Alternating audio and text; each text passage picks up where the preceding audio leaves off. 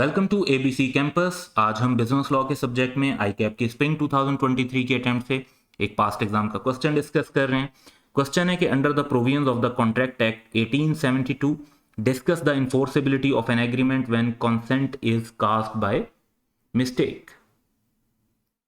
अच्छा, ये अब वैसे तो अपेरेंटली बड़ा सीधा साधा सा क्वेश्चन है। आप मिस्टेक के बारे में जो बुक में देखते हैं वही का वही सारा रिपीट कर दें तब भी आपको फुल मार्क्स मिल जाएंगे।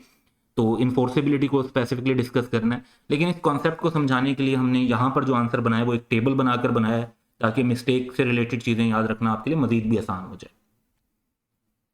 सबसे पहली बात यह कि जो इन्फोर्सेबिलिटी है एग्रीमेंट की, ऐसे एग्रीमेंट जो कास्ट बाय मिस्टेक हैं वो डिपेंड करता है कि नेचर ऑफ मिस्टेक क्या थी और टाइप ऑफ मिस्टेक क्या थी। अब उसमें हम इसलिए मिस्टेक की नेचर, उसकी टाइप और फिर उसकी इन्फोर्सेबिलिटी तीन कॉलम बनाकर इवेल्युएट करेंगे।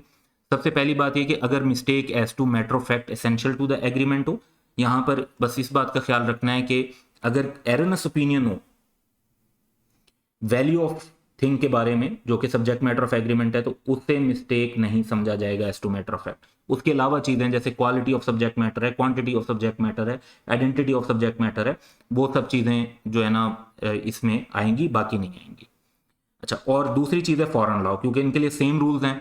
तो अगर इसमें इन दोनों के साथ टाइप ऑफ मिस्टेक बायलैटरल हो, यानी बोथ पार्टीज एट मिस्टेक हो, तो फिर तो एग्रीमेंट वॉइड होगा।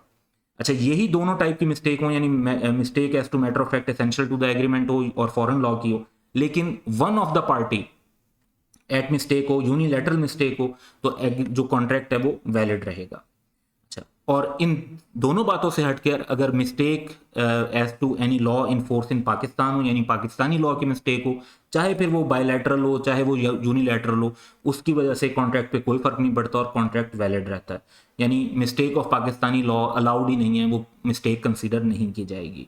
तो होपफुली इस टेबल से आपको मिस्टेक के बारे में मजीद कॉन्सेप्ट भी बेहतर समझ में आएगा और उसको याद रखने में भी आसानी होगी।